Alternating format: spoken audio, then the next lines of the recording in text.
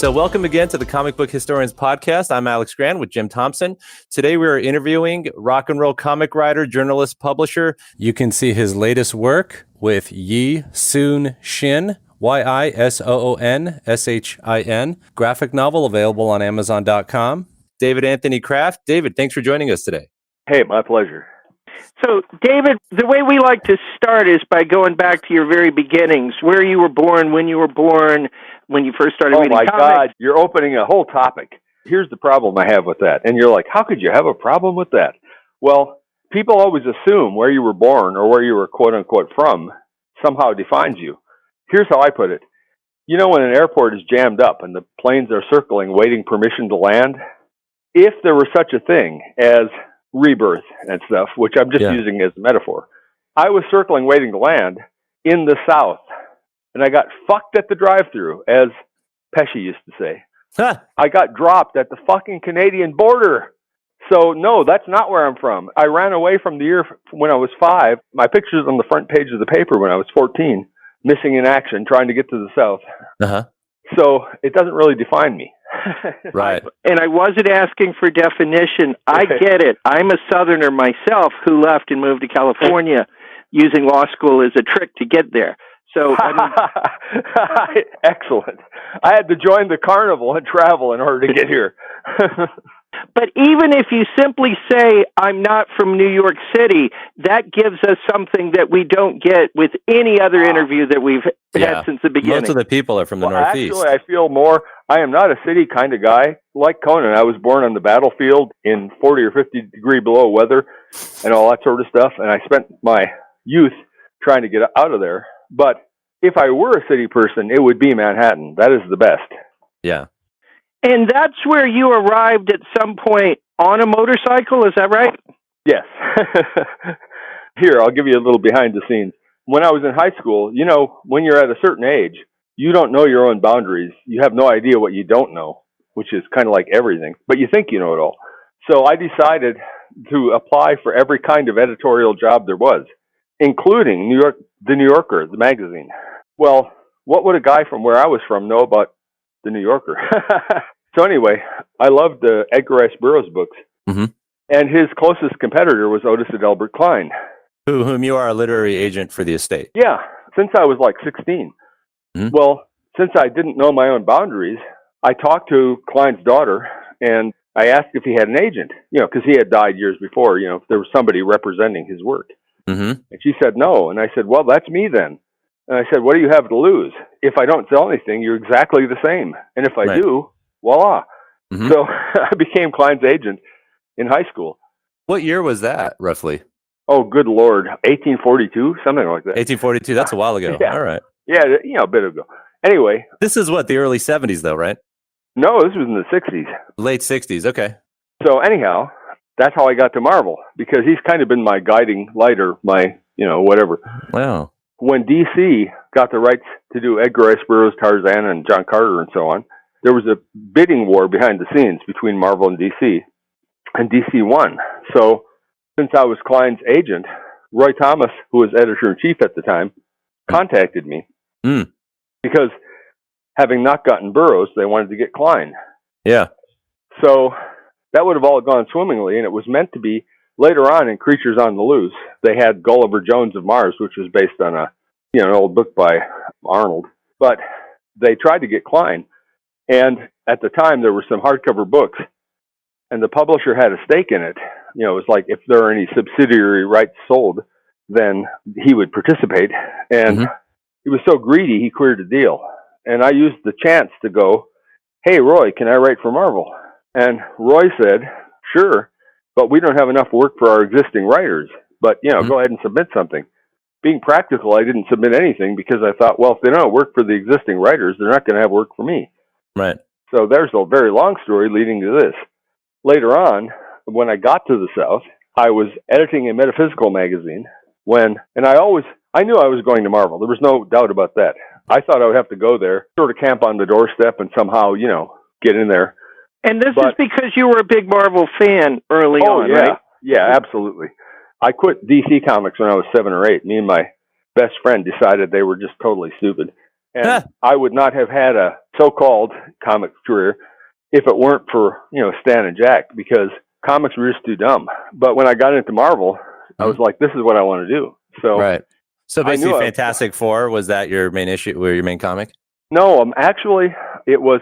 I bought the original Hulk stuff when I was in grade school. Cool. Before it was Marvel. But when you're that age, you don't follow. It's not like today where you know that these are all part of some continuity.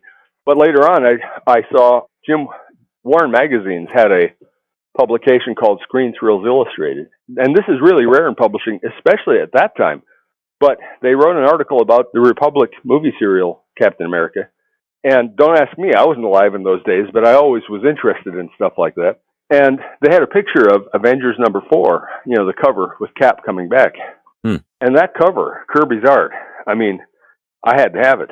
So I haunted the newsstand until the book came out. And so I was always into pretty much the Avengers, Cap and Thor and the Hulk, and not as much Spider-Man. I didn't get around to Spider-Man until like issue 19. But, you were a letter writer too, right? You got. Oh yeah. All of us were. I mean, if you think about it, everybody who later ended up there. Were you published much, or just that one Hulk issue?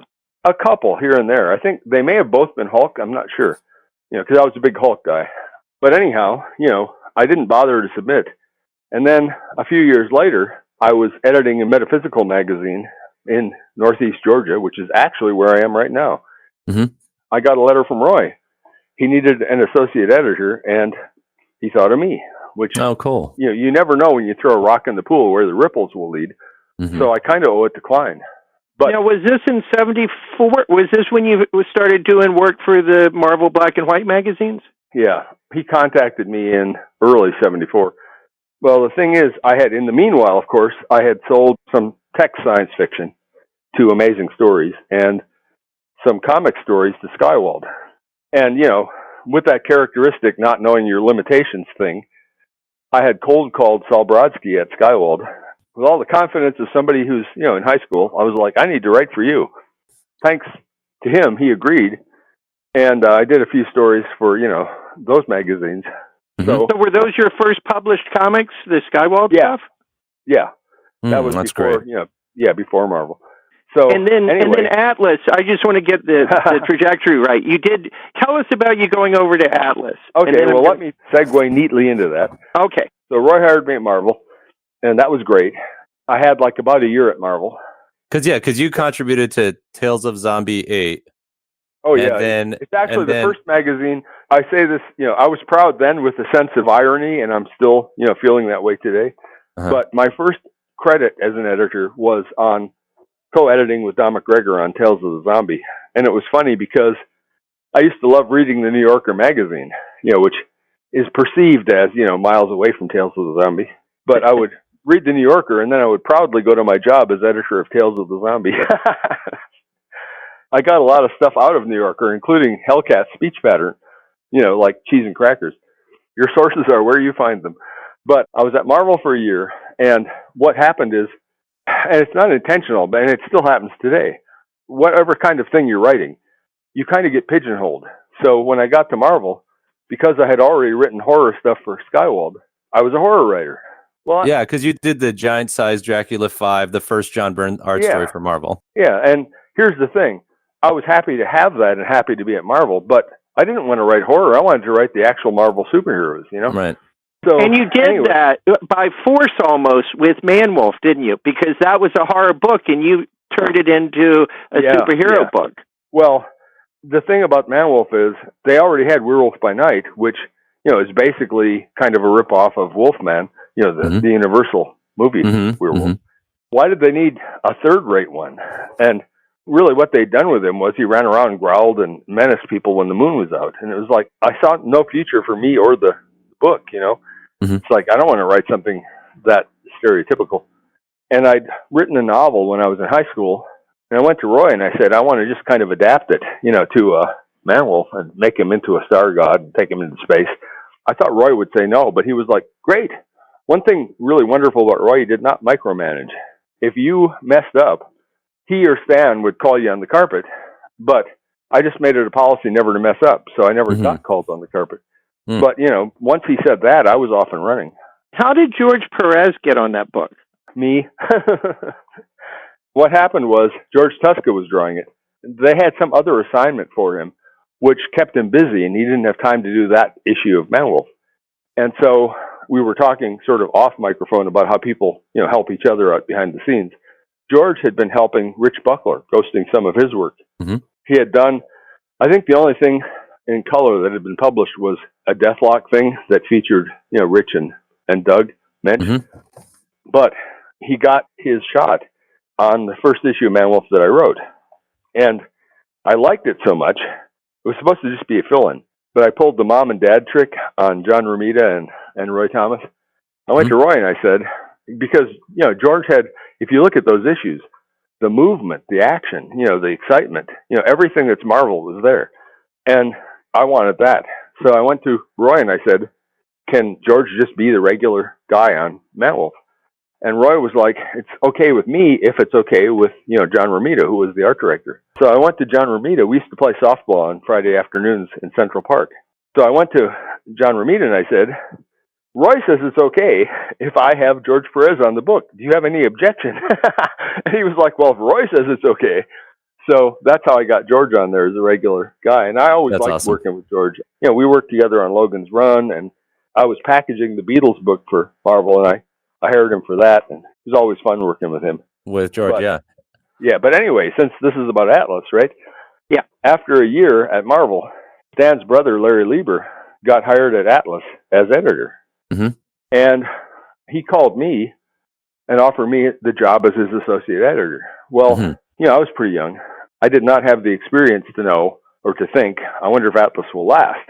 I was flattered, of course, and also they were doubling my salary that I was getting at Marvel as on staff as an editor. Yeah, it's important. So who can resist that, right?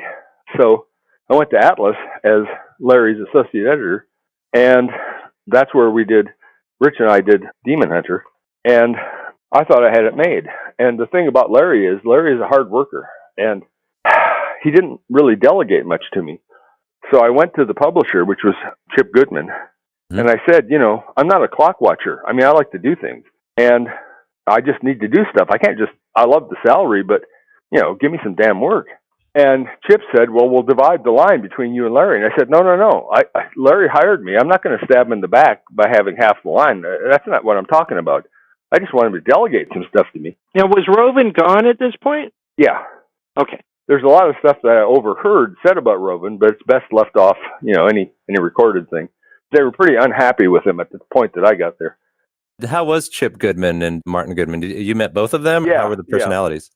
Have you ever seen the movie The Man with the X-Ray Eyes? The Ray Milland movie. Yeah. Yep.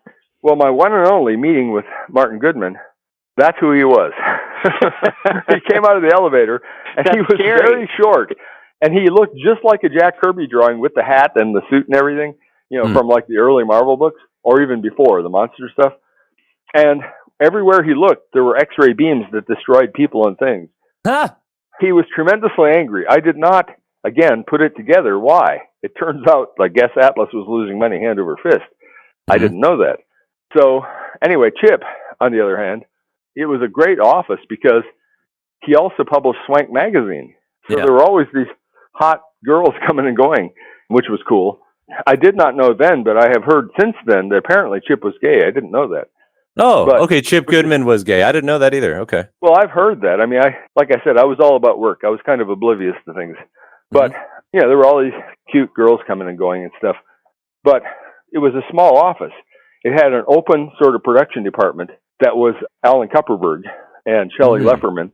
And Alan Kupperberg designed that stylized Atlas A, and Shelley lettered stuff, including Demon Hunter. But Chip's office was right beside my office, which was Larry's office. We had adjoining desks. And after one particularly hard day, Chip showed up at the door with martinis. And he was like, I heard what you guys went through today. You deserve a drink. I was like, this is the kind of publisher to have. Wow. So he was actually a pretty cool guy. Yeah, at least as far as my experience. So anyway, and I mean, we're jumping around because we'll have to come back to Demon Hunter. But we're coming back to Demon Hunter, yeah. Yeah. After I was there for a while, I got assignments to write like 3 books on a regular basis. One of them was Demon Hunter, and there were a couple of others. So do you remember what the others were? One was one that I had pitched to them, but it never made it. And I think the other one might have been... was that the Beast one? I mean, there was a spin-off from Demon Hunter. Was that the... No, it wasn't that. I think it was called Bloodhawk. And then one of the other books, which it'll occur to me in a minute, because if I chase it, it'll keep being elusive. But I basically had 3 books to write, so I was going to pull a Steve Englehart. At that point, I went freelance, and I was going to move to the West Coast, because now I had all these books to write. And I just want to jump back to say, when I had complained to Chip about not having enough work, at that point, Larry let me start writing the cover copy and some other stuff like that. So I got to have some fun with that. Anyway, cool. So hopped on my motorcycle, and I went to the West Coast, secure in the knowledge that I was the new Steve Englehart. And when I got to the West Coast, Atlas had gone defunct, and I had no work. Yeah, I've heard that story before, that by the time you got there, it was, the party was over. over. I was on top of the world, and then there was no world. So I spent the summer on the West Coast, and I realized I did not belong among mere mortals, because at the Marvel bullpen, and at Atlas, because there's a lot of the same people crossing back and forth, you could go out to a movie and then sit around afterwards and, talk about why you liked it, didn't like it, what the technique was, how this worked, and what they had done there to make that work, my kind of stuff. Out in the regular world, people just go, yeah, it's a pretty good movie. Yeah. Well, that didn't really work for me. Mm-hmm. So I called Jim Salicrup, good friend of mine from the early days, and I said I wanted to come back, and Roger Slifer was too. Roger and I started on the same day at Marvel. They had just fired 13 people. Oh, wow. And what Marvel used to do is, we all knew it at the staff level, but for some reason, management didn't seem to know it. What would happen is, there was a big lag between when a book was published and when Marvel got the actual sell-through on it. Right. Well, obviously the book sold better in the summer and worse in the winter because of accessibility and so on. Well, every summer they would get the winter sales figures and they would fire people. Every winter they'd get the summer sales figures and they would hire people. Yeah. And we used to say, why don't they just notice this and average it out or something? Well, anyway, they had just fired 13 people when I wanted to go back because it was summer, so they'd gotten the winter sales figures. And Roger was like, I don't know if you have much of a chance. They've just been firing people left and right. And Salicrup was like, yeah, but you're Dak. You always do okay. You'll be fine. Mm-hmm. And, thank God for Salicrup. Anyway, so I went back and things were fine. In fact, the actual, we are really out of chronological order, but the first thing that happened was when I went by the bullpen, I came in the front door, where the receptionist was, and then you'd come in and there was an office on your right that had Irv Watanabe, the letterer, and various people. Oh, cool. And then when you turned the corner, there was Larry Lieber's office. He was back at Marvel after Atlas and doing the British books. And I was on my way to him because I knew he would give me work. Britain used to divide one of those short Marvel comics into 3 parts, believe it or not, for publication in England. And they needed new splash pages. And they would divide them mechanically. It could be in the middle of a conversation like we're having. And it would be like, okay, to be continued. And then you have to come up with a splash page. Crazy stuff. But I wrote intermediary splashes for all the Marvel stuff, basically. But anyway, that was later. So I came in, I rounded the corner, and standing in Larry's doorway was Rich Buckler. So we had a reunion. And we decided then and there that we should do Devil Slayer. And, Rich was working on, he didn't even have a plot, but he was working on what became, I'm trying to remember what it was published as. It was one book and then they switched it over, but Marvel Spotlight 3, I think it was. Right. Was this a Deathlock tie-in? Yeah. Okay. It was originally scheduled to go into Astonishing Tales or something, but he didn't have a plot. So when I bumped into him, I was like, hey, dude, how you doing? We should, do this character called Devil Slayer, because Atlas was defunct. Let me ask you a question on that. Let's go to Devil Slayer, Demon Hunter, Devil Slayer, all of that. Did you consider yourself co-creator of that in the beginning, or was it, you mentioned that it was his baby. Is it his baby, or? Well, it was his baby, except it wasn't. Well, that's what I'd like to explore a little bit. Is the character a co-creation? Rich was a great guy, and I loved talking rock with him because he was plugged into all the rock stuff. Here's an advantage artists have, and it's why they should all be bitch slapped. They can work and listen to TV or movies or music. As a writer, because of the word thing, there's no way to be writing words and listening to other words. They have this unfair advantage. But anyway, Rich was always into music and stuff, and we used to talk about it at Marvel before and stuff, and then at Atlas, and then back at Marvel. But Rich also they always say don't speak ill, and I'm not really speaking ill, but I'm just speaking reality. Right. Rich would overcommit, and then he would skate by with like really kind of weak stuff. And if you look at that first Devil Hunter, he turned in. I mean, I wish I still had the Xeroxes. There's a point at which there's a yacht, and I wrote off of the art, Marvel style, and the artists who actually finished the work are working off of what Rich turned in. Well, there's like a whole page, and there's a big shot of a yacht, and Rich put a little circle going, yacht goes here. So there wasn't even anything to ink. So when you look at it, and it looks kind of unfinished. It's unfinished because they did the best they could with nothing much there. So the inker put the yacht there. That's funny. Yeah, and Rich was enormously talented, but he spread himself way too thin. So what happened was, I was meant to dialogue Demon Hunter, but in the end, I ended up co-creating the damn thing because it was so thinly done. There wasn't anything there. There'd be pages that were inexplicable, and I would just puzzle over them. I'd be like, what in the hell is supposed to be going on here? So, I just made stuff up, and, voila. So out of necessity, you are the co-creator of the character. Yes. I signed on to dialogue it, and I ended up kind of inventing it with him. He had the original concept and sold it to Chip. But whatever the hell he was thinking was not on the page. That's interesting. When you were doing the Marvel UK stuff, you were also in 76, you did some DC titles too, right? Like Richard Dragon, Commandy, Swamp Thing. Yeah. Yeah, when I went away and then suddenly discovered I had no work and came back, what happens is it's not strict, but it works like this.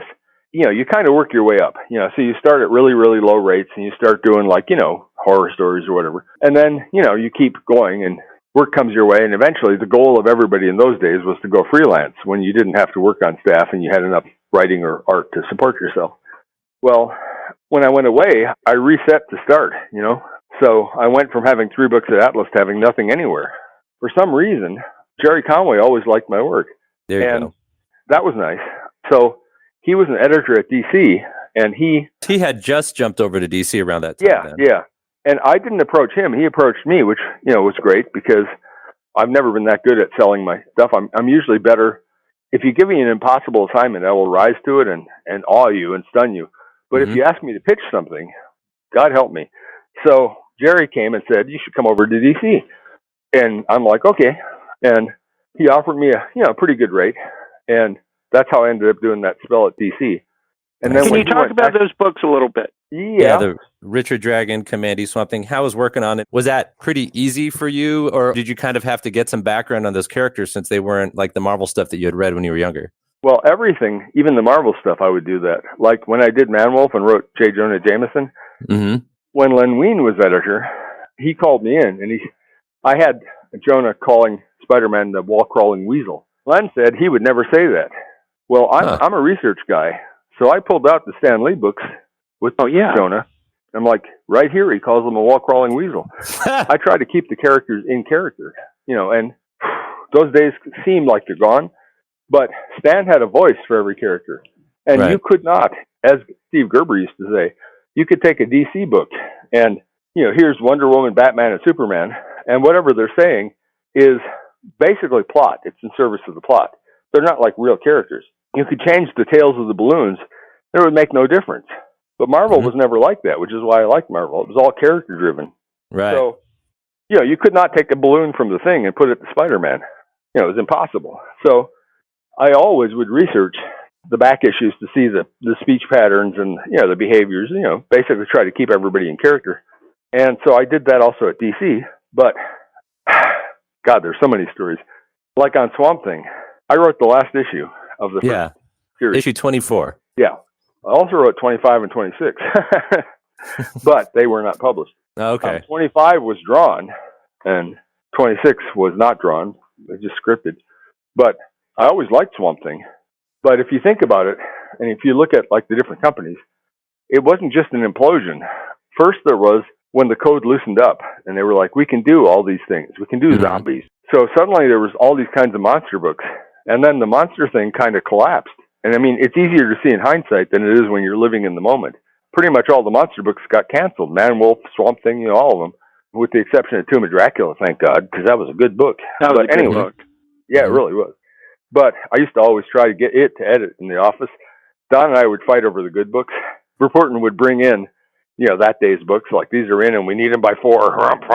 And, Oh, and Gerber's Man-Thing. That's the other good. Man-Thing was damn great. That was great. I would try to grab all the good stuff, and Don would try to grab it, but I would generally win. But anyway. Oh, Don McGregor? Yeah. Oh, that's funny. We had desks side by side, and we were like editing. Under Roy, this is what's weird. There was Roy, Don, and me doing the entire Color Comics Marvel line. I mean, that was it. Mm-hmm. It wasn't like today with 4,802 editors. When they would bring those books in, there were books that weren't so exciting, and then there were books that I loved, like Starlin's work, or Tomb of Dracula. And Marv was on staff, but he was doing like the black and white books, but he was writing Tomb of Dracula, So, I always tried to grab the better stuff. And I liked Doug Mensch's Master of Kung Fu, too. Yeah, I was going to say that as well. That was my favorite period of Marvel. I mean, besides, obviously, the classic, but that was always, for me, bigger than when Shooter came on and the other stuff. I loved that era. Started on that. Shooter's a good guy, but his influence on Marvel was to turn it into a DC kind of thing. Editors and assistant editors of books and, all that kind of stuff. Marvel used to be, and I'm talking about my period. From what Gerry has said and what Roy has said, things were different before my period. But it's like when you're born. You're born, and the world seems like normal from the time you're born. But you have no knowledge of before that, Well, when I came into Marvel, Roy was so busy writing books and editing, he spent his attention on the big things. Here's a new character. Here's the top books. Let's make sure the villains don't repeat. Once or twice a year, you'd go in with like a book like Man-Wolf or Killraven or Black Panther, and you'd say, I plan to do this. And he'd go, okay. And then really, unless you really fucked up, or you tried to push boundaries, which Don was always doing, but you were pretty much left alone. And because we were on staff, there wasn't anybody over us. There was no editor of those books. We were the de facto editors of our own books. They would go to press, and Roy and Stan would see them after they were printed. So those were like cool days. But then, were they a lot looser than DC in terms of there's no comparison. During my period at DC, and part of me smiles at this, and part of me is like, yeah, you were just being, stupid. But DC was so regimented, and Marvel became this later, but DC had these offices with glass fronts, and it was like a menagerie or a zoo. Each one had an editor in it. You know what I mean? Mm-hmm. You could walk along and look at them, and they all had suits and ties, and they had no clue about how to do like real comics, in my opinion, of course. Was it true that Stan Lee's the one that took you out and bought you a suit? No, but if you want, I'll tell you that. He gave me a lot of advice, though. I asked him. But anyway, when I was at DC, you know how you react against things? Well, I was hippie-esque anyway. Like I had hair. I think I had 3 hairs back in those days, and they were long. And it was so non-DC, because everything there was so plot-driven and so anal. I used to make it a point. I spent the summer going around barefoot with my knees hanging on my jeans, and it would delight me to go to DC because it was so obvious how much they hated me. Right. Because they were basically suits, and you're the hippie walking in the room. Yeah, and I really did not belong there. I just couldn't help myself. So anyway, when Gerry went back to Marvel, I followed him back to Marvel, where I actually belonged, because that was my sensibility. There you go. 2 more DC books before you go back to Marvel. Okay, well, wait, let me finish the suit question, because it's part of all this. Oh, yeah. What happened was, when I went back to Marvel, I was always, when you're yourself, you don't notice these things. Looking back on it, I realized I was a kind of a dichotomy, because I was a hippie, but I was also a motorcyclist. Instead of being a motorcycle guy or a hippie, I was like a hippie motorcyclist guy. But I always looked like that, too. So I never got, like, hassled on the streets. In those days, Manhattan was a pretty rough place. But I never had any trouble because I looked like the guy that would be causing it. So that was cool. But at a certain point, in regards to the suit question, what happened was I was in meetings with Stan because Steve Gerber had done the Kiss book and then moved to Las Vegas. And he even borrowed $300 from me to do that. In his favor, he actually paid me back. Oh, cool. Who does that, right? But anyway, I was left in charge of the rock books. And we had a meeting, Stan and Jim Galton, who was the CEO, and me. I was pitching the Beatles book. And Galton would say, they were sort of like the Monkees, weren't they? Really clued in, I got to tell you. So anyway, I would say, no, they're a whole thing unto themselves. All of rock music from them onward is influenced by them. I would say that, but Galton would not look at me. He would look at Stan and go, oh, so this and this and this. And then Stan would look to me, and then I would answer, and then I just didn't exist in that room.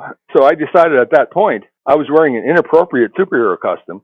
And I decided that I would change overnight into suits and stuff. And Stan really did have an open door policy. I mean, I talked to him about all kinds of things, but looking back on it, never once about comics. I'd go in and go, I want to change. I don't want to tell anybody, but over the weekend, I'm going to totally change. Cut my hair, get a suit, do this, do that. And Stan said, I'm really glad you said that. I would never have told you to do it. But he said, here's the thing. At one point, that hairstyle and that dress meant something. But when you hang on to it, you become an anachronism. He's like, I'm so glad you're going to change. So he gave me like places to go to buy stuff and, all that kind of stuff. So, oh, that's cool. And this is in 1978 when that happened, right? When you did Marvel Super Special 4, the Beatles, and Marvel Super Special 7, the Sgt. Pepper's. Okay, I gotcha. He was a great source of, he talked to me about stockbrokers, all kinds of things, just never comics. But probably a good thing, because from what I understand, he was really hands-on. But in my day, he had bigger goals, so he was looking in a different direction. The end of that story is, after that, I had meetings with Galton without Stan, because he could actually see me, which was my experiment. Wow, social experiment. But I had a bad effect on the bullpen. Marie Severin loved the way I dressed. She actually followed me around the halls going, this is great. I love this. Well, before that, everybody dressed like, helter-skelter. After that, people, including Shooter, who was new, they started wearing suit coats and ties, and Steranko and all the rest of them. You're responsible for that? Yeah, don't blame me, though. But here's what happened. Because of the response to me, other people saw that, and they were like, we should dress up, too. The difference was this. Since I was freelance, I could go home and dress any way I wanted, including come into the office any way I wanted. But because they were on staff, once they started that, they couldn't go back. Not to blame Shooter entirely, because there's some blame attaching to me, but eventually it became DC. You had all these editors with ties and coats in little glass offices. The very thing I hate, which was like at the moment that I bailed and went back to publishing. There you go. Okay. Now I get it. It seemed like at DC you were kind of closing out, maybe not intentionally, but you were doing the end-of-the-line stuff for various comics. And one of those, they weren't the last two issues, but they almost were, on Blackhawk. Was that a weird comic for you to be doing? Well, it wasn't like I was really familiar with Blackhawks, but somewhere in my youth, I had come across some of those early Blackhawks, and I really liked them. The Reed Crandall stuff? Yeah, the good stuff. So, that was cool. But there's a great unpublished Blackhawk story. When Gerry was editing that, and he's like, here, do these. We stopped near Times Square at a Dunkin' Donuts, and we were sitting there and, plotting together, like, what should we do? And Gerry was like, we should kill Blackhawk, and we should do this, and we should do that. And his ideas were really cool, and I thought he was serious. I nearly made a fatal error by going, yes, I shall go home and do it. And then he went, just kidding, we can't do any of that. We have to, stick with the way the company does stuff. Gerry was much more creative, and there's nothing wrong with his work, but he couldn't bring all of it to his work because he was aware of what was, acceptable and what wasn't. So, I did what was acceptable. But I would have loved to have done, he was off and running. Gerber went through a period where he hung out a lot with Gerry. He used to say, that guy knows really a lot. He's not like you would think from his work and blah, blah, blah. But, he was always conscious of what market and what editor and what company he was working for. Oh, that's really interesting. Because I remember reading a Conway novel, science fiction novel, and when I was really just a kid, and I thought, this is actually pretty good. He was never one of my favorites in terms of at Marvel or at DC, but I really liked that, and I wondered if he could do more than what he did. Well, he went on to a long TV career, story editing and writing. Yeah. So then let's talk a little bit about FOOM. So that was a fan magazine of Marvel that was started by Jim Steranko in 1973, and you edited issues 15 through 22 from 1976 to 1978. So how did you get that gig? And that first issue, 15, was the Steve Gerber Howard the Duck issue, right? Yeah. Yeah, tell us about your time at FOOM. Well, remember, I was coming back from my big days as Steve Englehart when I arrived on the West Coast with no work. Right. And then I returned. It was during that period where I was getting work and trying to reestablish. I always liked Sol Brodsky. I didn't know him when he bought my stuff at Skywald, but when I met him at Marvel, Sol used to intimidate me and a lot of people when people were messing around, because Marvel was not DC, so people would be like squirting each other with squirt guns or, throwing paper airplanes or doing whatever, dueling on desktops. He would walk by the door to the editorial room, and he would just stop and stare. He wouldn't say anything. But that stare was like Gorgon. It could turn you to stone. And I was usually working, not actually messing around. But nonetheless, I turned to stone too, So when I came back after my hiatus, high on acid, I must say. Hey, the statute of limitations has expired, I think. There you go. I was telling Salicrup how I always found Sol intimidating. And he said, you should just go talk to him. He's a fine, nice guy. So, here's me all hopped up. And I knock on Sol's door and I go in and I'm a big one for confronting things. If there's going to be things, let's just confront them.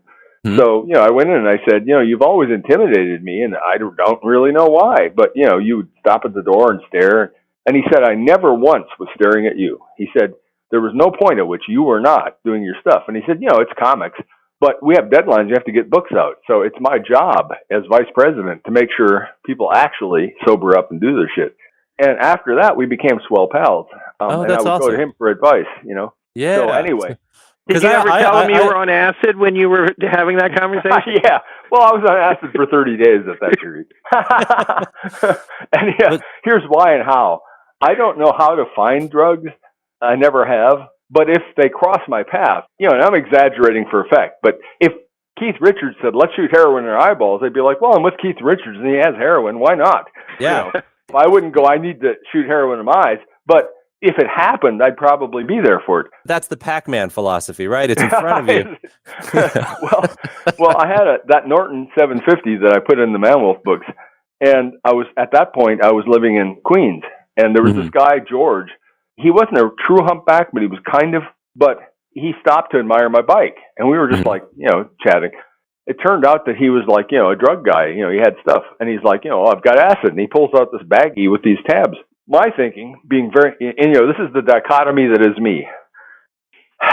I'm thinking practically. I'll probably never see acid again. I don't know how to find it. Here's the thing. I thought, there's the whole bag of it. Why don't I just buy all of it? Right. I'll never see any again. That's hilarious. So that's what happened. I was like, well, I'll just take all of it then. And so I took acid every single day for 30 days till it ran out, and then I never did it again. If we go back and read your comics of this period, can we spot, this is during the 30 days of acid? No, because here's the weird thing. Fans are always going, and they'll say this about Stan and Ditko and everybody. They'll go like, they must have had good stuff here. Stan and Ditko were the straightest guys on the planet Earth, and they were never on anything. Whenever I wrote, I was never on anything. I mean, I only did it when I wasn't. Like when I'm writing, I have to be 100% or at the worst 99. I have to be really on it. Right. I can't be drunk or stoned or this or that. So no matter how stoned a thing reads, I wasn't. Yeah, you wouldn't spot it. But the influence of it, what it did for me was I made a lot of mental connections, like pattern sensing and seeing the world in a different way and stuff like that. I think for me it was very beneficial. But I never felt the urge to do it again or anything. But it wasn't because I had a bad experience. I would say they were all pretty good. But, I've been there, done that, whatever. Yeah, right. It wasn't, you didn't have that addictive personality. What I do is, whether it's coffee or alcohol or even food, I take time out. I've taken a year or two off from alcohol or coffee. Just this year, I didn't eat a single bite of food for 28 days. I'm not even addicted to food. Now, when you were doing those FOOM issues, did you kind of look back at the Steranko issues, or did you say, I'm going to do kind of like my own take on FOOM? Well, what happened was, because I was looking for work, as soon as I talked to Rich, the next door on the right was Sol, so I went in there looking for work. He was the champion of no budget. I learned a lot from Sol later when I was publishing. I'm like, here's my page rate, a half of a cent. But the budget for FOOM, the entire magazine, all the art, all the writing, was $750. Produce a magazine for that, I dare you. So my job was, how can I do this and still actually make anything at the end of it? And I had met this legal secretary named Donna Coe, who is credited in FOOM. She could transcribe faster than you could talk.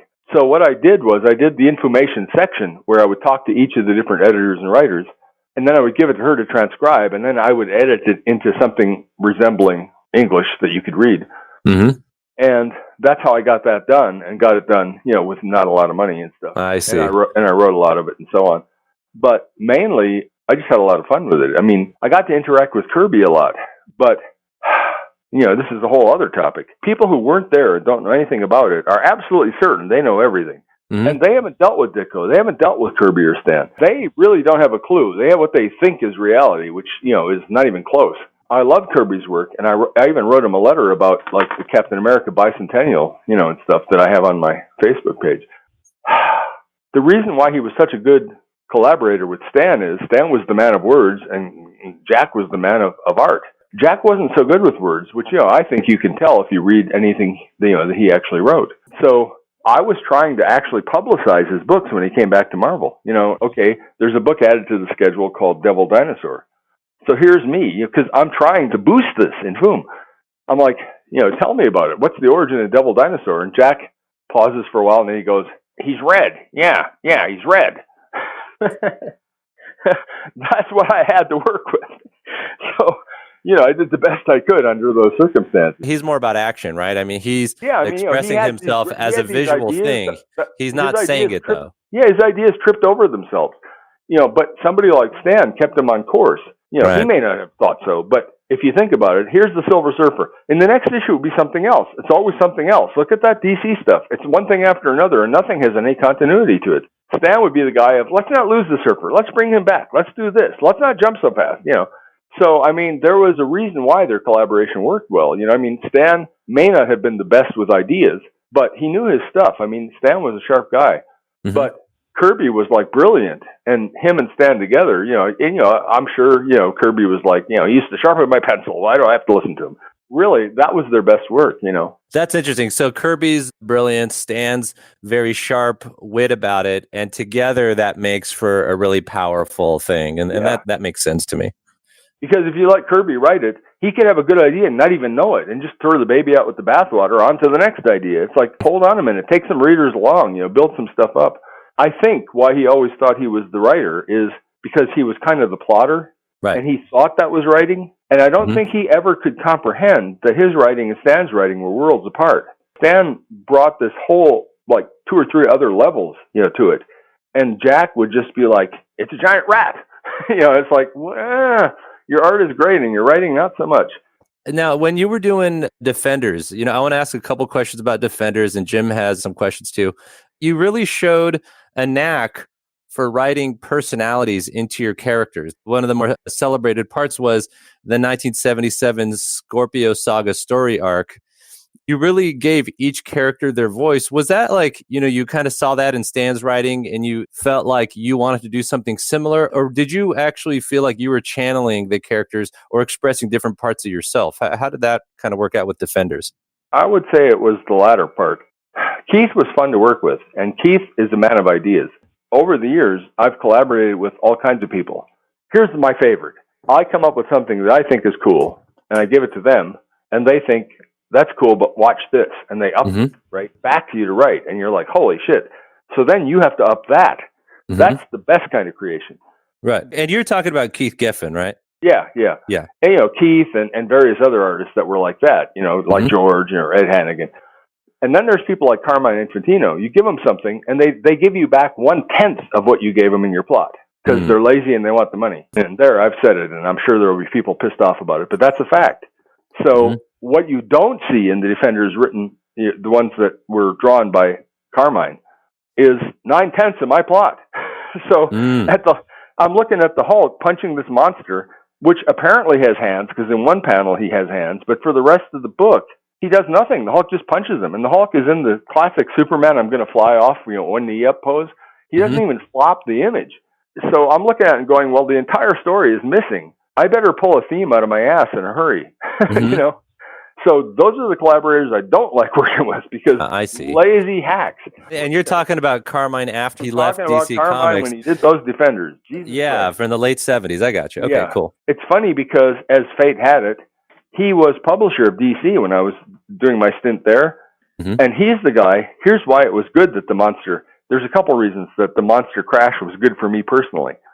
We were in an elevator, Gerry and Carmine and I at DC. And Carmine turned to us and said, from now on, I want Hawkman and Swamp Thing in the same book.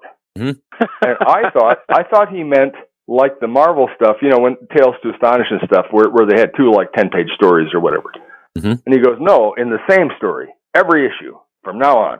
I'm thinking Swamp Thing and Hawkman have like zero in common. What the hell, right? So the unpublished Swamp Thing, which was 25, was a battle between Hawkman and Swamp Thing. After that, if the book had lasted, and I didn't know when he said that it wouldn't. I was racking my brain. I'm like, what the hell can I do? And I thought, well, I guess I'll take Swamp Thing to Thanagar or something. I mean, But I mean, when the publisher talks, you listen. So he had been the boss over there, and thank God they canceled Swamp Thing before that, and Manwolf, because when I left Marvel to go to Atlas, I had not finished the Manwolf saga, the Star God thing. And to me, it was a setup. I saw him as a real Marvel character that had legs, but I hadn't finished it. And when Shooter came to Marvel, they offered him Manwolf because I had left. And we had lunch when I was at Atlas. I explained to him basically what's on that text page, that says, here's what was in store for Manwolf, Right. Where I tried to at least give the readers a kind of a closure. But Jim's eyes just glazed over, like he didn't really get it. So fortunately for me, they canceled the book. And then when I got back to Marvel, I was able to actually do the end of that particular, sequence. Those two Marvel premiere issues. Yeah. So I mean, in both this case of Swamp Thing, which I think would have been horrible if Swamp Thing and Hawkman had to be together in the same story every issue. It's like, whew, I got off of that one. But the cancellation happened at the right time, for me. But that's so funny that Alan Moore actually takes him to Thanagar. Yeah, and here's what's also funny. I haven't read those. I hear they're good, but I've got like the online thing, but I just never seem to have time. I want to go and see what he did with it. They're very good. Also, some concepts that you introduced into the Defenders: Cold War, nuclear power, sibling rivalry, temptation, and interesting, growing old alone. These are just really interesting anxieties that I think a lot of people had at the time. Was that conscious? Were you putting some of your own anxieties into the book? Tell us about that. Well, I'll jump back to Scorpio because I didn't get to say I had the Scorpio concept. I knew how it was going to start and end with the bookends, with suicide. But the battle, I left to Keith. And Keith did some great stuff, in the battle. And I tried, when I was writing it, I tried to, you can't have everything that's just all dark all the time. I mean, contrary to how comics have been for a while. But I tried to lighten the stuff with some of the banter when the fight was going on, with Zodiac. Well, Keith was beginning too. And if you look back at those Scorpio issues, and then say compare them to later on, like Day of the Defenders, by when Sal was doing the art. Sal put all those characters, I don't know how many there are, like 30 maybe, and he managed to put them all in. Unlike Carmine, who was cheating the whole way, he managed to put everything in my plot into the story and still leave room for dialogue. I mean, cool. He was remarkable as a storyteller. If you look at Keith's stuff, and I loved working with Keith, but if you look back, he was so new. He didn't know to leave room at when you change the scene, leave some room in the upper left so you can actually establish that you've changed scenes. For a caption box, Yeah, and when you're fighting, there has to be some dialogue someplace. You can't fill the whole panel. So that was challenging to write because I'd be like, I can put one balloon under an arm here, and I can put a double dash on each side of one word, and I can put that over there. But I would rather go through that with somebody who's creative than do some boring stuff, Right. But the Scorpio thing was probably my lowest point ever. I was massively depressed. And, I think that in art, I mean, who wants to be depressed all the time? People are like, McCartney's too happy. Well, what should he do? Suffer for his art? I mean, but anyway, I think that particular story was because, that's where I was at the time. And some of the others were like, I was very upbeat at the time, or whatever.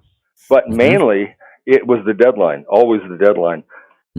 What you would do, and I think, for me, it's a great way to work. And I understand all the side of people and how comics has become, which is, you need to have your arc planned in advance, blah, blah, blah. God help us. There would have never been Howard the Duck. There would have never been anything I did because I had no fucking idea what I was doing. You know what I mean? On Scorpio, I did. I knew what his story was over 3 issues. But by and large, you had like 8.2 seconds to come up with a plot and 3 more seconds to actually script the pages. And you need to bring readers back, so you had cliffhangers. But Gerber was good at the cliffhangers and terrible at recovering. which is why all of us at various times would go out to dinner with him, because he'd be like backed against the wall. I've got to have a plot tomorrow, and I have no idea what I did this. And we would go out and kick ideas around and stuff. I mean, it was fun times, but it was also the deadline. So a lot of what you were asking me about the stories was, well, you need something tomorrow. And it's like, oh, shit.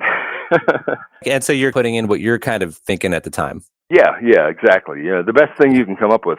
And to me, the miracle is, now, if I could go back, I would take, Defenders was pretty much the way I would do it. But on She-Hulk, I would cut about half of the dialogue. But you're doing the best that you can in the limited time you have. And we were all beginners, if you think about it. I mean, not all of us. I mean, certainly Sal wasn't and so on.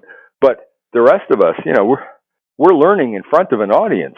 Mm-hmm. It's like, go on stage, act, and you better be good. All the things that made Marvel great at that time are also the things that made a lot of those books not so great. You know what I mean? It's like, well, somebody came up with something lame, or this or that. But I like that method, the anarchy, much more than the structured thing. I want to ask a couple questions about Defenders, which relates to the Steve Gerber stuff that preceded you. What was it like coming on a book? Because his was like nothing I'd ever read before. He was a really good friend. Salicrup and I started this separate studio from Marvel called Mad Genius Associates. And some of the places have this totally wrong. They have Steve being part of it. He wasn't. It was Salicrup and me. But we were at 850, or was it 750, 8th Avenue, in the same building as the guy who wrote Network, Patty Chayefsky. Oh, we used to ride the elevator with him. Those are like golden times. But Steve needed a place, so he sublet from us. So he was in the offices, and we all, being freelancers, we kept crazy hours. You know what I mean? A good time to work might be 4 to 8 in the morning, and then you sleep or whatever. So, we hung out a lot, and we kicked ideas back and forth a lot, stuff like that. I always loved, really, his Man Thing, and a lot of his Defenders was just amazing. Because he never knew what he was doing. That's the point. That was the very definition of chaos to me. Yeah. When Roger Slifer and I took over Defenders, when there was that dangling elf with a gun thing, Steve had no clue what he was going to do with that. He was no help at all. He's like, I don't know. It seemed like a good idea at the time. So, we had him hit by a truck, which seemed like a very kind of Dada conclusion. You know what I mean? Like, this happens. And not everything needs a neat, pat answer. I hate that later on they tried to answer that. It's like, you don't have to explain everything in life. Some things just happen. But anyway, he was like, that's the best ending outside of anything I might have come up with, and I have no idea what I might have come up with. He might have come up with something that me or Roger or Salicrup or somebody else helped them come up with in a last-minute dinner. But that's what made the stuff so crazy. That's how Howard the Duck could come to exist. So when you came on to Defenders, was there pressure to make it more commercial or to normalize it in any way at all? I never had any pressure of any kind. That was what was so great about those days. Here's what was bad. You got your page rate, and that's what you got. Archie Goodwin was editor-in-chief, right, at the time? Yeah, well, I mean, it was a revolving chair. There was Len Wein, then there was Marv, then there was Gerry for 3 weeks. Then there was Archie, then there was Jim. But in those days, nobody tried to direct that. When you had a book, as the writer, you were basically in charge of that book. Now, on the top books, there was more attention paid. You know what I mean? It's like, don't use this villain too much or this or that. But basically, we were like kids. We just had free reign. So let me ask you about a couple of storylines in your run on Defenders. Obviously, the one that sticks in my mind is the return of Demon Hunter or Devil Slayer, whatever we were calling him at various times. Now, Buckler wasn't part of this. Was this the first time the character had been used without him? Actually, if you think about it, the first time was in the book that I did with him. Oh. Which was started out as Astonishing Tales, but ended up published as Spotlight. But if you look at that, he disappeared halfway through it. And you've got Arvell Jones and other people pitching in to finish the thing up. Right. And, it's like what I was saying earlier. Rich would overcommit to things. And then he'd have to have a lot of ghosts.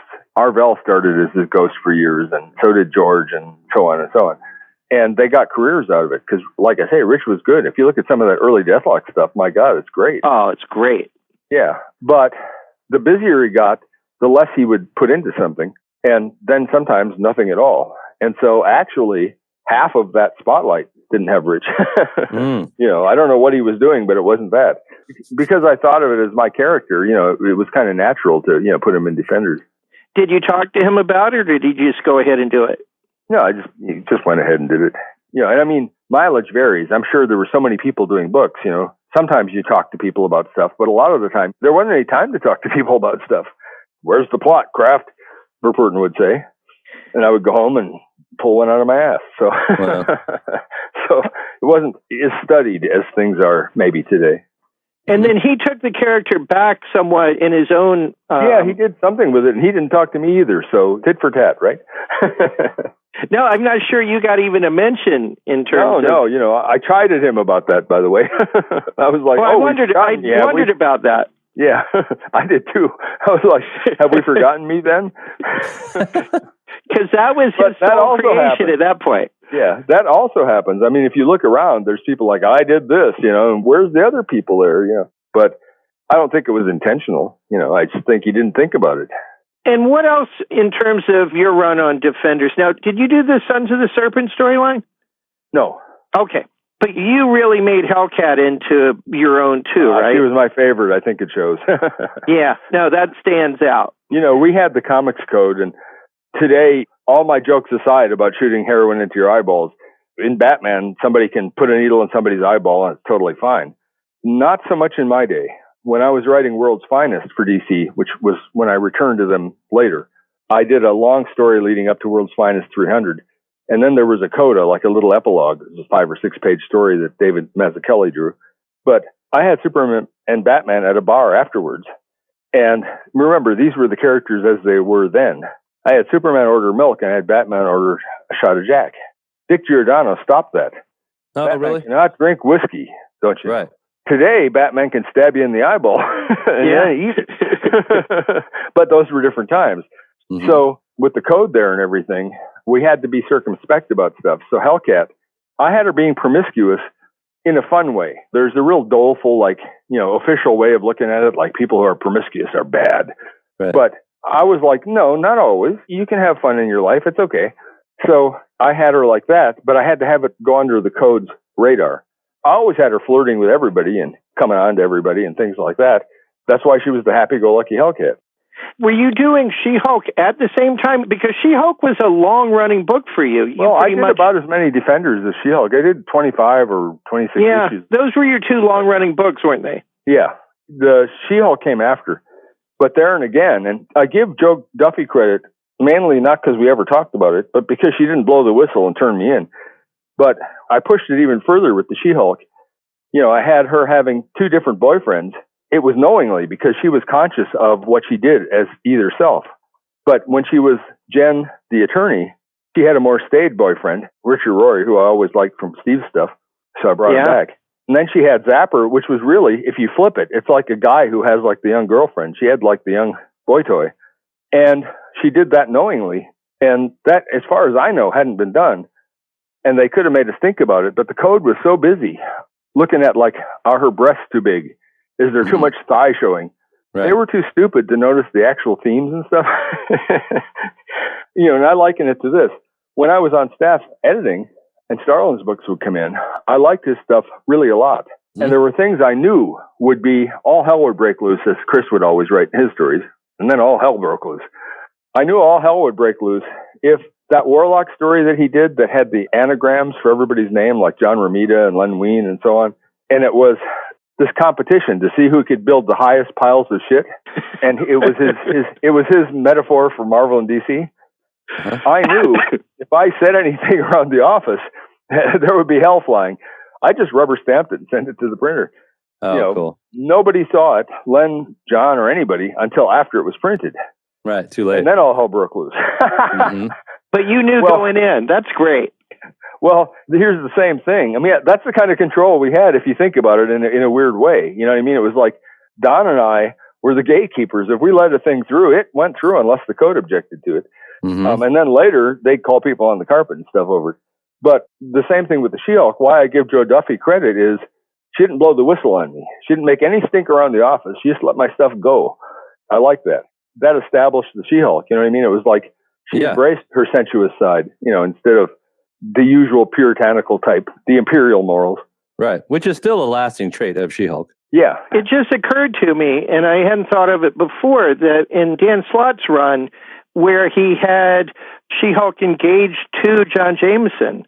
I haven't read it, but I like it. Yeah, because it makes sense. You know, I put Man-Wolf into She-Hulk, and I put Hellcat in the same issue because, hey, I like them. They're my characters. But it makes perfect sense for that to happen down the line.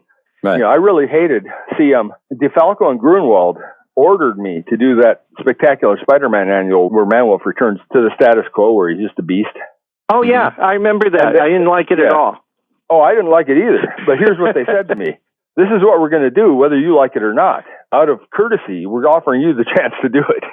Well, if somebody has to do it, I guess I'll do it because I was associated with the character. But I thought it was a lack of vision. They did not see the potential in that character. Why don't we just make a stupid, limited character back? You know, it's like just, So my name is on it, but that wasn't my story. Anything else you want to say about She-Hulk? For mere mortals, a lot of time has gone by. When I reckon it in mortal years, it's like, how long has she been around now? 30 years more? To me, I am gifted with an extraordinary memory. So everything is current to me. So it's like in real time, she's as fresh to me as when I did those. So it's weird to think in those terms, but it's like that character sure did last a long time. I did a introduction to Marvel Masterworks Savage She-Hulk.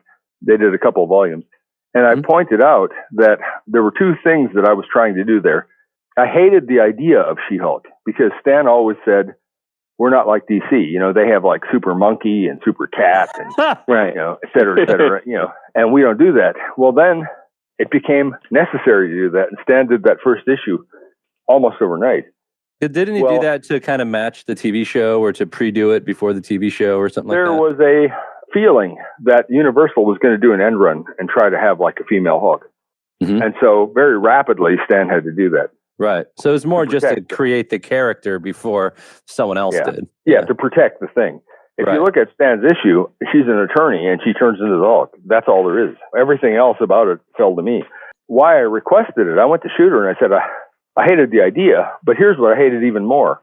I always loved the Hulk, but all I could see was a lot of people are very derivative. And so what they would do is a female version of the Hulk. And I thought that would just be horrible. So I went in and I said, I don't like the idea of this at all, but I have to do this book so that it's not like the Hulk. And that was my sales pitch for that. And I gave her a libido, and, you know, I gave her a couple boyfriends, and, you know, they've done all this stuff with the Hulk since, you know, like where he's intelligent and stuff. But I had her drinking martinis and driving around in a pink Cadillac. You know, it was as far from the Hulk as you could possibly get. My last issue, if I have any regrets, it's that I waited too long. My idea about the She-Hulk was this. I tried to treat it like an original Marvel character. And, you know, when they were starting, those stories were pretty primitive, if you go back and look at them. There was always a robot, etc. So that's why in the early She-Hulk, there's a robot. Well, I was trying to start it like Marvel from those primitive times and then advance it to Marvel at the current time. And I think I took too long. So they canceled it like with issue 25. And I was almost where I wanted to be. So I got Salicrup, who was editing 2-in-1, to let me do a She-Hulk and Thing story. And that's the one where she's driving around in the Cadillac and you know, drinking. And at the end of it, and I got this past the code, she's hitting on the Thing all through the story. At the end, they are quarantined together for 3 days. You know, I leave it to your imagination. But the code being the code, they didn't catch that. No, that's cool. So I felt like I finally got where I wanted to go. Then they gave it to John Byrne. He was like, look what I'm doing with the She-Hulk. And I'm like, God damn it. I have one more question, and then I'm going to turn it over to Alex to basically bring us home, and we still have a lot to talk about. But in the Defenders, the Blue Oyster Cult use of that, because we kind of jumped right into the comic book stuff, tie in Blue Oyster Cult and your early days in relation to music and just how that impacts the comic stuff that you did. Before I ever got to Marvel, I mean, you know, those were the days when I was a kid, the Beatles ran Ed Sullivan, and from there on, I was sold. In fact, I actually was into Elvis before the Beatles, but I think at that point I was an actual fetus. But that was my kind of thing. So Rich and Rich was always into rock. So we kind of hit it off on that. And we put Blue Oyster Cult into the Demon Hunter over at Atlas. And so it made sense. That was kind of the soundtrack to the character. So that's why I did it when I brought him over to Marvel. Interestingly enough, I invited Eric Bloom up to the bullpen, and he came up because they were kind of, I've got some snapshots. And I don't know why Steranko pushed himself into the picture. But Steranko and Shooter are in the picture too. And it's like, Shooter thought he was a drummer and stuff. I mean, he was so out of anything music. rock. But anyway, whenever I could, I would try to tie stuff in. You know what I mean? I put Rush stuff in. And usually the bands were kind of chuffed for that to happen. And it got a lot of press in the rock media. And when I was writing Defenders with Roger, that was a tight deadline because Gerry had jumped ship again. And suddenly an issue of Defenders needed to be scripted, which was drawn, but there was no written plot and there were no like notes on the side from Keith. And we couldn't get a hold of Gerry or Keith because it was a holiday weekend. So we just had to come up with the entire rationale for a 4-part story based on nothing and do it over the weekend. So we were like at Roger's apartment and we split up scenes and stuff. I took Hellcat from the start. I'm like, give me her. But anyway, I put Rush lyrics into there because they sort of seemed to fit the story. And that was the 2112 album. Roger wasn't familiar with it. But when I introduced him to it, then he liked it. And because we put Rush in there, they invited us backstage to a show. And so, you know, Roger got to meet him too and stuff. And Blue Oyster Cult, I was backstage a couple times, but there's a shot in FOOM that I don't think the printer returned. So I don't have the actual photo. I only have the printed version of it. But there's a shot of me with the Cult, and they were so short. They were not short on talent, but physically they were so short. If you look at that FOOM picture, Eric is standing on his tiptoes, trying desperately to be as tall as me. And over time, they were very popular. And when Kiss was up and coming, they would open for Blue Oyster Cult. And then when Kiss got very popular, it switched, and Blue Oyster Cult would open for Kiss. And I was in Toronto once for a stadium concert, and it was Kiss were the mainliners, and the Cult were opening. And backstage, it was so funny because, you know, and I'm not a tall guy. I'm like 5'9". But all the Cult guys were shorter than me. And then you had the Kiss guys who, without their boots, were all like 6, 8, 10, 12 feet tall. And then with their boots on, I'm like talking into Gene's navel, you know, hoping it gets up to the top of the tower somehow. And then there's these little tiny Cult guys. Anyway, that's the behind the scenes stuff. I always tried to work that stuff in. Here's what's funny. I have only found out in recent years something I never would have thought. I thought they were pretty, you know, they were big and they were well established. And I guess they looked at Marvel and thought, hey, they're big and they're well established. Mm-hmm. But I have had many, many people tell me that they came to Rush or BOC because of the comics I wrote. I never thought that would happen. I'm like, what, really? That's amazing. Oh, that's interesting. Then you also expressed your love for music and the Beatles in those 2 Marvel Super Specials you mentioned earlier, and that was in 78. And then shortly after, you also then got into children Marvel books for Children's Press, Marvel books, and Simon & Schuster. Can you tell us about the children books? Yeah, and here's the other thing. I don't know if Jim Shooter has a bad memory or if he just pitches his stories to whoever's listening. I have no way of knowing which. I always got along well with Jim, but he'll do strange things like that. He'll tell the same story 6 different ways. And why do I bring this up? Well, because he has many times said Sol Brodsky did nothing at Marvel. Which is interesting because he wrote the obituary for Sol saying he did a lot. So that's interesting that he would say that later. So, I mean, I see what you're saying. I've seen interviews with Jim where he's like, Sol changed light bulbs. There was nothing for him to do. That's not how it was at all. Mm-hmm. Sol did so much stuff. And that's why I bring this up. And, you know, I don't know. I think Jim probably believes whatever he says when he says it. I don't know. You know, when we went out drinking after work, we always got along. But sometimes I can't figure it out. At one point in his blog, he accused me of plagiarism for doing the rock stuff. And I'm like, plagiarism, my ass. Marvel sent out press releases in the rock press. Don't be accusing me of plagiarism, which gracefully he apologized for. But the thing with all this stuff is, Sol was doing plenty of things. He was a vice president, you know, years before Shooter made vice president. He had his own whole department. He was VP of Marvel, but what he really did was special projects. There you go. And there were billions of special projects all the time. So there's, I see lists like that people have compiled, like here's what Dak did. They're not even a third of what I did. That stuff that Sol packaged doesn't make most of those lists. It would be pop-up books for like South America with Marie Severin and John Romita and me, you know, things like that. And I don't see those on any list anymore. Well, all that stuff was coming out of Sol's department. That was his department, doing industrials, as he called them. So I used to do a lot of work for Sol. And when they decided to do I think Galton made the decision, but when they decided to move into children's books and do the Marvel Books imprint, they needed an editor. So Sol turned to me because, hey, I'm great, right? You can take it from me. Anyway, it was kind of interesting because when Marvel moved from 575 Madison down to 387 Park Avenue South, there was an edict posted that no freelancers, artists or writers, would be allowed anymore to work in the bullpen. Well, I said to Sol, how am I supposed to edit Marvel Books? What, I'm going to have people come to my apartment? That seems pretty unprofessional. And Sol was like, don't worry about it. I'll take care of it. So I had no idea. When we moved to 387 Park Avenue South, to my great surprise, and I think to Jim's chagrin, I had an office exactly diagonally opposite his. And I wasn't on staff. So that was kind of weird, but funny. You know, I think Sol had a sense of humor, but he also had power. He did not change light bulbs. Yeah, and he was very good-natured. I call him my Jewish father, you know, because he was... Oh, that's cool. You know, I have a Southern father, et cetera, et cetera. But anyhow, I was the editor of those books. And what happened was, on the main floor at Marvel, the editorial floor, they were like, we want the Marvel library down here. And it was up on the business floor. So it was put in my office. And I was moved around the corner from Jim Galton on the executive floor.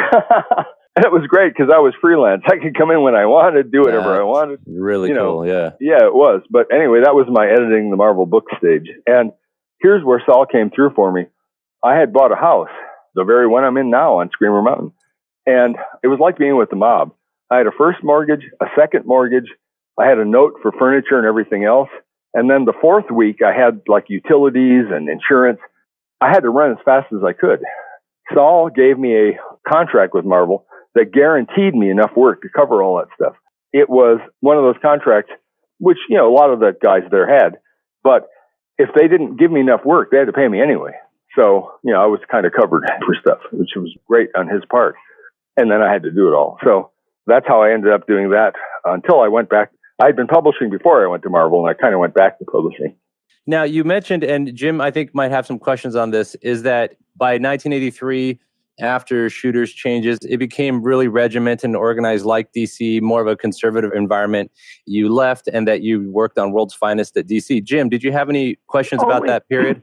Yes, only that it took place. The reasons for leaving Marvel and whether there was a role in relation to Shooter in that, but also you went back to DC and you did a little bit of work for World's Finest, but that was it. And then in terms of writing comics, that was sort of a change in your career. Is that right?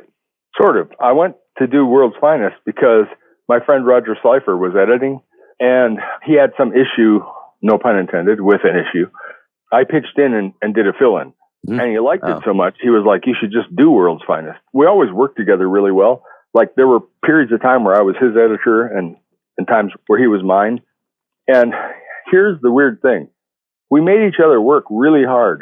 So you'd think that wouldn't be a good thing. But, you know, if somebody points out a flaw in a story and they're right, how do you let it go? You know what I mean? It's like, well, the story would be improved if you did this and this. And it's like, God damn it, now I have to rewrite it because it would be improved.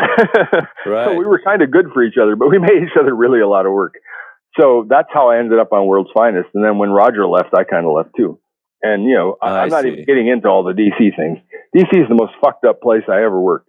Try to fuck you on the rates, blame you for shit you didn't do. My final issue on that, we were trying to create new villains for World's Finest. And I was doing a Swordfish and Barracuda story. And Pat Bastian called me and said, you don't have this in. You know, we're taking you off the book. And I'm like, have you looked in the drawer? He's like, no. I said, well, look in the drawer. Oh, the script is here. Duh. Anyway, so I'm like, so you're not having someone else write it? Oh, yes.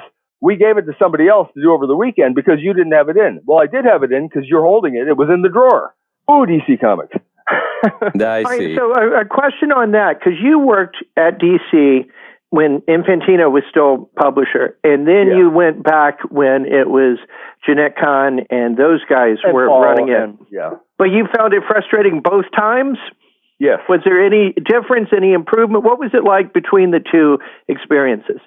Uniformly horrible. I mean, DC, the first time I went there, Gerry hired me. He approached me. I didn't approach him. And he said, I will give you this rate to write these books for me. DC stalled on paying me.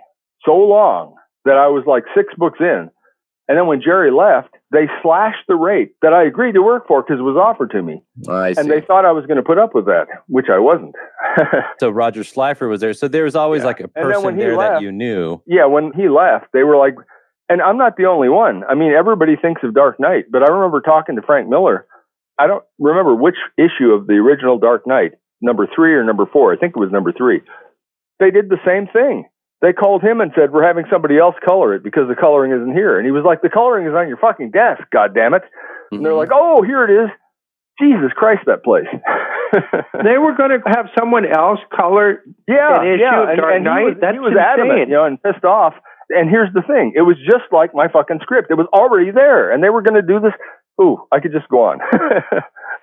I'll try not to rant. But wouldn't you think, if you were mistaken, and I said, look, the script is there, look, and you pull it out and it's in your hand, don't you think you owe me an apology?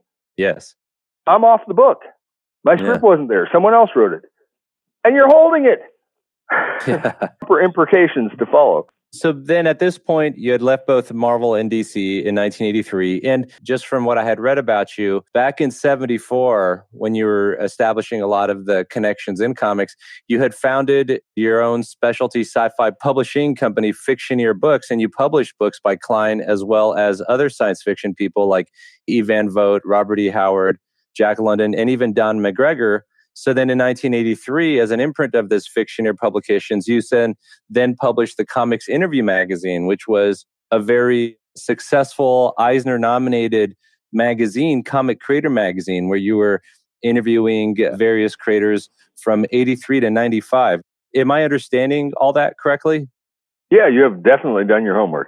The only thing is, I was publishing before I started at Marvel. Back in 74. I think it was 73. No, 73, I think it was. Because you were publishing stuff all this time, and then you decided to do this magazine when you left comics, right? Actually, some of my publishing knowledge and my production knowledge became useful, and it surprised me because the old guard at Marvel, Sol and John Byrne and so on, they were pretty accomplished, and they had been around the block more than once.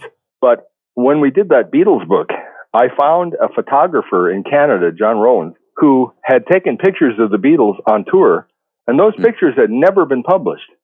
So, it was like a scoop. I could have unpublished pictures of the early Beatles on tour, But when we got the paper, it was like a pulpy paper that the book was printed on. I think it was called Baxter. What happened was it soaked up the ink, so like an ink blotter, and they were taken at concerts in days, before anything was as advanced as it is today, when it comes to photography. So, there was black backgrounds and spotlights and, Beatles in the foreground and stuff. But when it hit that paper, it blotted like an ink blotter. So everything got really, really dark and hard to see. And that was a catastrophe because you could see the pictures. You just couldn't see them once they were on that. When we got the printer's proof, it was like, holy shit. Saul called me and he's like, we got a catastrophe here. And I was able to actually, and this was so cool. I loved this because I knew something that they didn't there. I'm like, I can fix that. And they were like, what? How? And I said, what you do is you leave the black plate off when they print it. You just use the red, blue, and yellow plates. And it will lighten up. It didn't lighten up as much as the actual original pictures, but you could actually see the pictures at that point. That came from my before Marvel days. The publishing stuff, the Don's books, they came after. There was a period where Don was banished from Marvel. For want of a better word, he was being persecuted. And Don and I, from when we were editing together and on, we were friends and stuff. Well, when I was really bummed out, I let him dialogue some Defenders pages here and there, which helped him and it helped me. But what's funny about it is it wasn't the pages anybody would think. Like all those really depressing Scorpio pages are 100% me. They read like they're Don, but they're not. Don's stuff is some of the light stuff. It doesn't read like Don because it's light stuff, but he was not supposed to be credited. And so I still put his name on there because it's my goddamn book and I'll credit him if I want to, and it got through and stuff, and then people complained, of course. But that's when I published a couple of Don's books like Dragon Flame and other bedtime nightmares and the Variable Syndrome, which we edited and worked on like many a night at the Green Kitchen, which still is on the corner of East 77th and 2nd. Keith and I used to plot there too. Anyway, I knew that Don's name, because his books were loved, I knew that there should be a market for that. Phil Tooling, who was still around and was a mover and shaker in those days, he came to me. He wanted to buy enough of them to guarantee a second printing, which was cool. Oh, that is cool. Yeah. So, that was that. And then, it got less fun. Here's what happened at Marvel from my point of view. It became so much a bureaucracy with all the different editors and all the different chain of commands and this family and that family, and you can't use this villain. It became two jobs. It became a full-time job to get work, which of course didn't leave any time for a full-time job of doing the work. And then there were various edicts, which I tried to obey. Like on She-Hulk, it's not my nature to do single-issue stories, unless I actually have a legitimate single-issue story. But at that time, Jim Shooter was asking for, or demanding, whatever you want to say, single-issue stories. And I thought, well, he's the editor-in-chief of Marvel, it's within his prerogative to do that. So I tried to accommodate, but I don't think it led to my best work. My best work is just leave me the hell alone. I don't know what I'll do till I do it, but when I've done it, it'll be okay. This other thing of coming in advance and then knowing this, it's like, oh, Jesus Christ, I have no idea. I mean, it would be like telling jazz improvisation people to submit sheet music in advance. It's like, I don't know how to do that. I come from the old school of anarchy, But as far as the comic stuff goes, when Salicrup was at Topps, I did an adaptation of the Dragonheart movie for him with Ron Lim. I have cool. That. I remember that. I think it was Paramount, but whoever was the production company, they sent me a really nice letter that I did a great job on it. That was nice. And then after that, I worked in animation for a while with Roger. And then I thought I needed a year off, when I stopped Comics Interview. Mm-hmm. I stopped on issue 150, which matters to no one except me. But I hate sloppy things, and I felt like the bottom was dropping out. And it did. Marvel went bankrupt within a year. You don't know. That was in 1995 when it ended. Yeah, and you don't know that. You know what I mean? It's like many times it had looked like the bottom dropped out and it recovered. Mm-hmm. So I just had this feeling, and I thought, I'd rather stop with Comics Interview number 150, where solid number. It looks like I actually know what I'm doing, rather than stop with like 156, reach, crash, which is kind of what happened to Amazing Heroes. I think 202 or something. It's like, oh, geez. And, who cares, right? But I kind of do. So, I'm like, wouldn't it have been better to stop with issue 200? I mean, come on. So, I stopped with 150. And was it because of the internet? Was that a part of it, or just no? It was, the early 90s, early to mid 90s. It was really a comic book glut. And most of those books were not very good. That was the early days of Image and all the fancy schmancy different covers and this and that, and better sales than had ever been seen until it all collapsed. And that's really what went on. I mean, it just imploded, the whole direct sales market. Mm-hmm. So fortunately, I got out just ahead of that. And I did, in my editorial, I said, it's better to leave the party early than to be ejected forcibly later. And I thought I needed a year off because I'd been running on deadline for so many years. And it turned into 10 years off. Doesn't mean I wasn't doing anything. I was like terrascaping my mountainside and building gazebos and things like that. But I was totally off deadline stuff. And then I was feeling all charged up. I'm like, when you're all dressed up and you have no place to go, like I was all recharged. I was talking to Jim Salicrup and I said, God, I'm just bursting to do something and I have nowhere to do it. And he put me in touch with Henri Compen, and we have been doing the Yi Soon Shin comics now for 10 years. Oh, okay. And that's what you're doing now. Yeah. Yeah. And Stan wrote the introduction to the first graphic novel, which collects the first arc. And they are not available in comic shops or direct sales market at all, period. Mm-hmm. And we have now broken well over 100,000 sales because you can't sell anything in the direct sales market anymore. Uh-huh. They have these ideas about what will sell. Their idea is that will not sell, except outside of that, it sells like hell. Inside of it, Diamond sold, don't fall and hit your heads. Diamond says that they're the international comics distributors. So the international comics distributors, in 1 month, we did a test with them. In 1 month, they sold less than 500 copies. Henri sells 500 copies in a single day at a convention. That's not a comic book distributor. So, we're just off on our own. That's interesting. We have licensing deals. It's cool. And a quick aside, in 1995, at the end of Comics Interview, you worked as a story editor and scripter for the cartoon G.I.Joe Extreme. Is that right? Yeah, and Street Fighter that year, too. And Street Fighter. So what got you into the cartoon business? Oh, you asked the question. Well, for years, I watched everybody, including Steve Gerber, get sucked into animation. I don't know if you remember animation then. It was very poor. there would be like a meteorite heading towards Earth that would destroy all life. And the characters would stand there like in DC poses straight up, and they'd point and they'd go.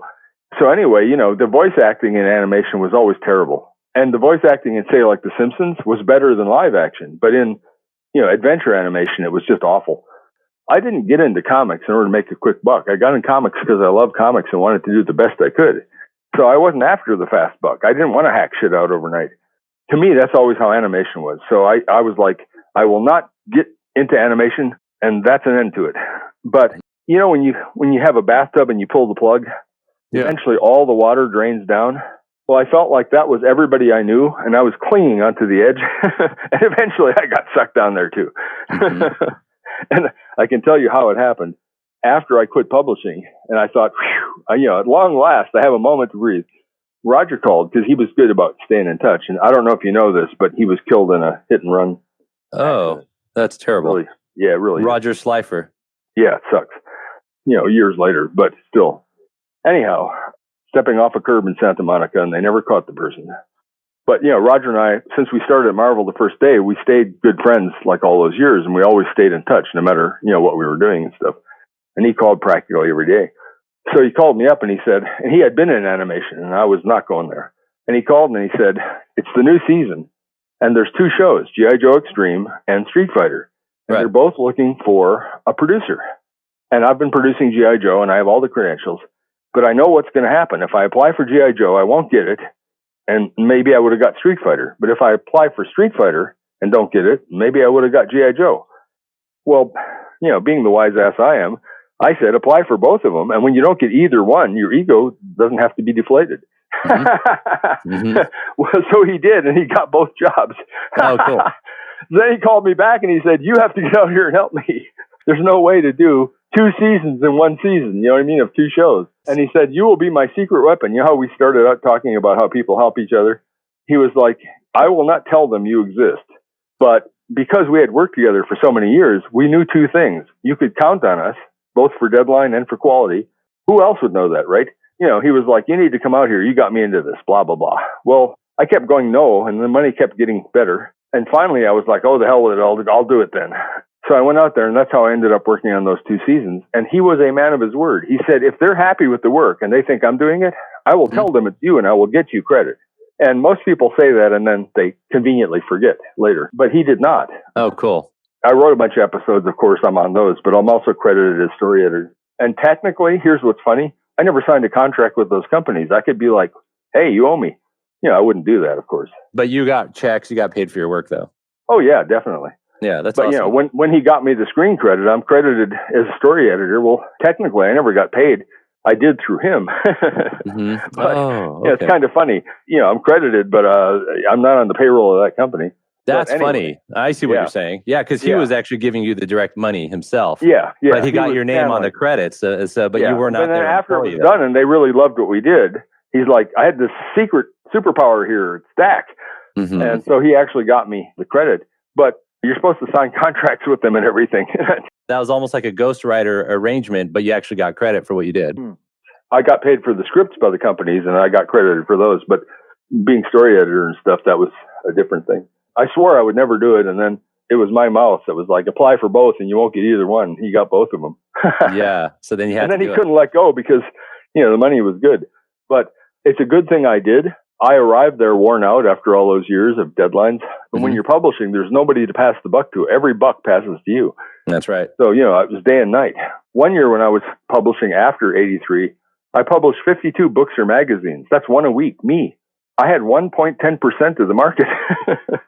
Oh, wow. Which I thought was quite an achievement for me, but it ran me ragged. So, I was really needing a rest. That's why I didn't want to do it. I was like, I'll do it next year. Well, thank God I did do it because next year the entire animation industry imploded. So you kind of are able to leave before it gets really bad. Yeah, I put it like this. You know how squirrels store acorns for the winter? Mm-hmm. Thank God I did those shows because I stored up my acorns for subsequent years. Everybody I knew in animation was scrambling because there just wasn't any work after that. Oh, crazy. Now, last question I have before we close out is you've named 3 mentors. Okay, so Leigh Brackett, female science fiction writer, Stan Lee, and E. Hoffman Price as mentors. So can you tell us stories about a You story guys about... really do your research. Yeah. That's funny. So can you tell us a story about each one that basically put them in the role as a mentor for you? Okay, well, E. Hoffman Price. Remember I told you how I liked Otis Adelbert Kline stuff because it was very Burroughs-like, and I was in that phase, and then I became the agent. Well, Otis Adelbert Kline was E. Hoffman Price's mentor, and when Price was starting, he was kind of like, an acolyte of Kline's. I see. So you're in that lineage with him. So, I contacted him in high school. Like I said, I didn't know any bounds. And for some reason, we carried on a correspondence for like 25 years. And I visited him like, I don't know, half dozen times in Redwood City, California.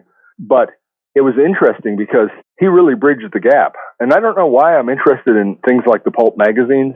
There's no explanation for it, but I've always been interested in the origins and, the original Conan stories and the original Edgar Rice Burroughs serialized stuff. But Price was friends and collaborated with H.P. Lovecraft and friends with Robert E. Howard. So it was this kind of weird bridge. They, to him, were like Roger Slifer or Jim Salicrup is to me. He didn't mentor me in the sense of teaching me to write. Rather wisely, he wouldn't do that. He would tell me things about writing, but he didn't want to get involved in any, like critical sort of stuff or anything. But what I learned from him was to be specific when you're writing. And I was writing text then. This is before I wrote comics. And I had a story that I had been submitting that was getting rejected. And he was like, don't just say it was a warm, pleasant summer day. It was the 4th of July and people were pouring with sweat, et cetera. Get specific. So I rewrote this little story specifically, which he hadn't read, but it sold the second time out to Amazing Stories. So he was a sort of a mentor at a remove, but he was friends with Leigh Brackett and Ed Hamilton and wrote Captain Future and all kinds of the original science fiction as rife all through science fiction from like the 20s to, the 50s. And then he went into comics. Leigh Brackett was his wife. She wrote those Eric John Stark, they've been reprinted as books, but they were originally pulp stuff. And then, she wrote lots and lots of movies and things. Well, I met them through E. Hoffman Price, and she looked at my early work and, stuff that's obvious, and yet you really need this kind of advice. She's like, where's the dialogue? If you write a movie, or as it happened later, if you write animation, there's no captions, there's no descriptions. You better be able to tell the story in dialogue and tell it well, so it doesn't sound like exposition, things like that. So I got that, from her. Stan, I just grew up reading him. And I think all of us did, who were at Marvel, the second tier of us. And I think that accounts for our verbosity, because Stan really wrote a lot. Therefore, we wrote a lot. Well, sometimes that was good, but sometimes it was just overwriting. And today, let's just tar them all with the same brush, shall we? Today, the underwriting is so bad. It's like it could use some actual writing in there, Yeah, I gotcha. One extreme to the other. There's a middle ground in there somewhere. And, this is a mass criticism. There's always exceptions, of course. But people who are writing comics think they're writing for TV or movies, and they're dead wrong. They're a different medium. I've written for both. Don't think you're writing for TV or movies and you're writing a comic. Write a goddamn comic and use the strengths of comics. Comics can have thought balloons. They can have sound effects. They can have things that you can't have elsewhere. When you watch a movie, like, say, the X-Men movies, you can't be in their head, or Spider-Man. Right. You know what I mean? He's worried about Aunt May. He doesn't mean to do this bad thing. You're very sympathetic to them. They can't do that in movies. You have strengths in comics. Don't fucking throw them away. Those idiots. That's interesting. Yeah, you're right. A lot of modern comics, especially after the Frank Miller kind of era, they don't really, they still have thought balloons, but not nearly as many. Yeah. And, there were all the old cliches, but now there's all the new cliches. It's like that Who song, meet the new cliches, same as the old ones. This is Alex Rand and Jim Thompson with the Comic Book Historians podcast, finishing an interview with David Anthony Kraft. David, thanks so much for joining us today. We really enjoyed your insight into comics, the pulps, sci-fi writers, and the different people you worked with. It was an absolute pleasure for us because you really offer like this rock and roll journalist, publisher, comic writer perspective that's really rare. I'm really glad that people are able to learn that about you if they haven't, or actually just relearn it about you if they know it already. Yeah, it was kind of gonzo. I really enjoyed this one. This was fun. Well, I'm looking forward to what you do with it.